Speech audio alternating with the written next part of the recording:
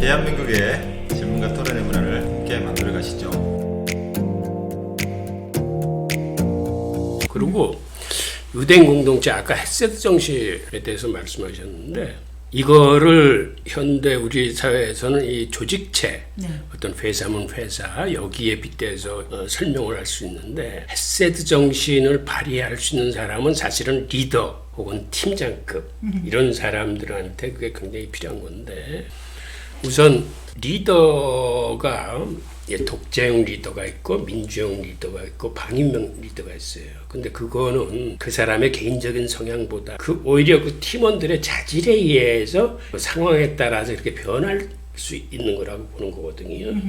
그래서 상황은 급하고 일은 추진해야 되겠고 직원들의 자질이 못 잡을 적에는 독재형 리더가 되는 거예요. 보통 때는 대부분은 민주형 리더야. 회의를 통해서 의견도 수렴하고 아이디어도 나누고 하고 사실은 그보다 더 바람직한 거는 방임형 리더예요. 방임형 리더는 어떻게 되느냐 하면 모른 체하고 일을 하지 않는 게 아니라 자기 팀원들을 하나같이 팀장급 역량을 키워줘가지고 굳이 팀장이 방향 제시나 일일이 저거 하지 않아도 잘 굴러가는 상태를 의미하는 거예요. 그렇게 하려면은 리더가 뭐를 잘해야 되냐면 팀원들을 잘 키워줘야 됩니다. 우선 그 팀원이 갖고 있는 내부적인 역량, 강점, 장점이 어디 있는지 잘 살펴서 거기에 맞는 일을 주어줘야 돼요.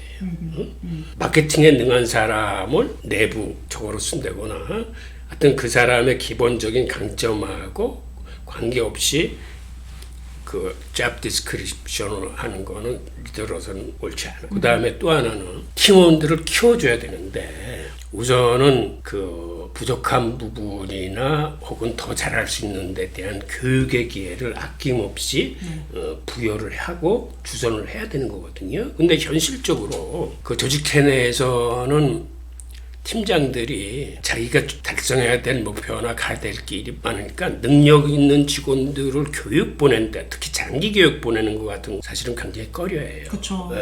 그런데 훌륭한 리더는 그거를 감수할 수 있어야 되는 거예요. 저도 조직에 다닐 적에 1년에 한 5명 정도를 우리 조직에서 외국에 MBA를 보내는데 그거를 팀장들이 가능하면 이 자기 조직원들한테 바쁜 시기에는 좀 가지 않았으면 하고 이게 내놓지 않으려고 들어요. 근데 그거는 합당치 않은 거예요.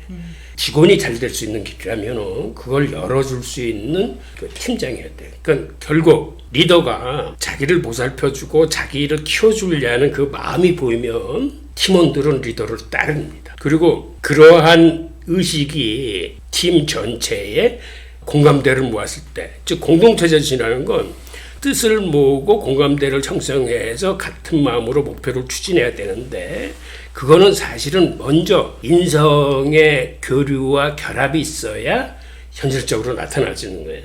팀장이 자기만 생각하고 팀원을 생각하지 않으면 앞서 나가는 장수가 될 수 없는 거죠. 그래서 헤세드 정신을 우리 조직에 비교하자면은 이거는 팀장들한테 꼭 필요한 정신이고 이 정신을 갖고 있어야 팀이라는 조직이 나보다 우리를 생각하고 상대를 배려하고 이해하고 그 다음에 자유로운 질문과 토론으로 뜻을 모을 수 있는데 그 질문과 토론으로 뜻을 모을 수 있는 것도 근본적으로 윗사람이지만 아랫사람한테 그 경청하겠다는 자세와 동등한 인격체로서 가짐을 갖고 의견을 들어주고 해야 이게 가능한 거거든요.